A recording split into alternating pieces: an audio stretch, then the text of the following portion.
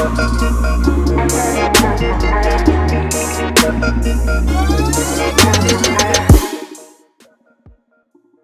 and welcome to BizHeadlines on GhanaWeb TV. My name is Ernestina Sewa Asante. To our very first story, Government of Ghana, through the Controller and Accountant General, has implemented a salary adjustment for public sector workers by 23%.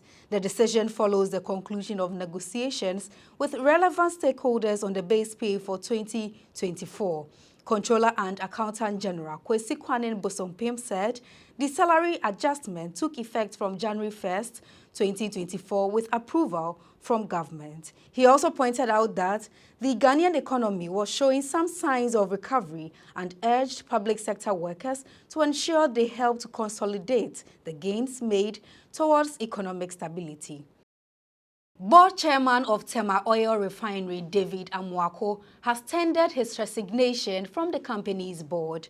In a letter to the presidency and copy to the Ministry of Energy, he cited ongoing development issues at Tema Oil Refinery for his decision to resign. He also touched on the moves to revive Tor, which is seeking to partner to Rentco, an asset management company which many civil society groups and energy experts have questioned its viability.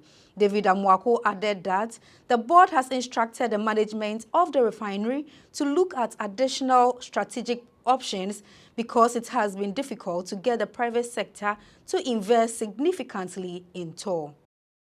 Director of Communications of the Electricity Company of Ghana, William Boateng, has announced that the power distribution company is poised to go after persons consuming power fraudulently. He stressed that all the other issues resulting in energy theft and posing commercial losses to the company would be addressed in its revenue mobilization exercise. In an interview with the media, Mr. Boateng stated that the introduction of ECG digital dashboard has helped them to identify households paying for power they consume. He noted that the exercise was backed by the Public Utilities Regulation Commission's LI 2413-2020.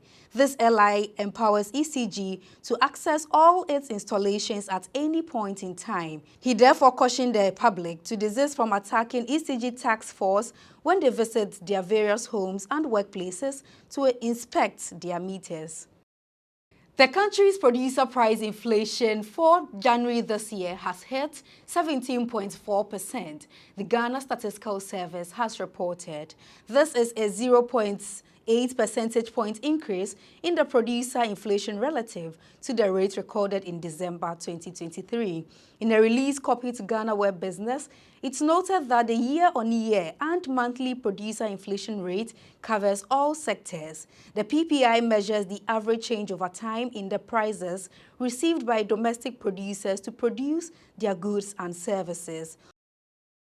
The Mines and Energy Committee of Parliament has written to the Chief Executive Officer of Minerals Income Investment Fund demanding details and supporting evidence regarding the government of Ghana's expenditure of $12 million on the botched Ijapa royalties deal. In a letter dated February 20th, the committee stated that it had taken notice of publications and public discourse on the matter and sought guidance on appropriate steps regarding the alleged expenditure. The demand by the committee comes on the back of a disclosure by the CEO of MIIF, Edward Nana Yao Cranton, during an appearance before Parliament's Public Accounts Committee that the government of Ghana spent $12 million on the suspended Ijapa royalties deal. According to the report, the amount was spent on the initial offering of the Ijapa royalties on the London Stock Exchange. The National Petroleum Authority has suspended the approval granted to Centrio Oil Refinery to sell specific finished fuel products on the market. The move by the regulator follows investigations it carried out, which determined that the Chinese-owned refinery was selling finished petroleum products, particularly petrol, at a slightly higher price than what was originally approved by the NPA.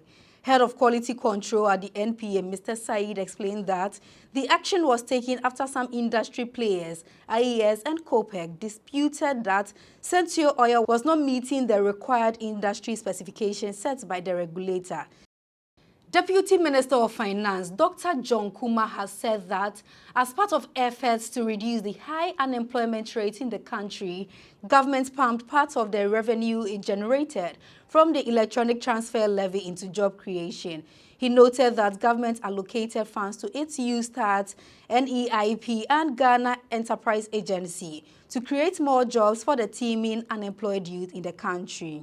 The Deputy Minister of Finance noted that government in the medium term aims to intensify efforts to attract domestic investment and foreign direct investment with an emphasis on creating jobs anchored on the government's growth strategy. He indicated that the strategy is projected to contribute approximately 500,000 jobs.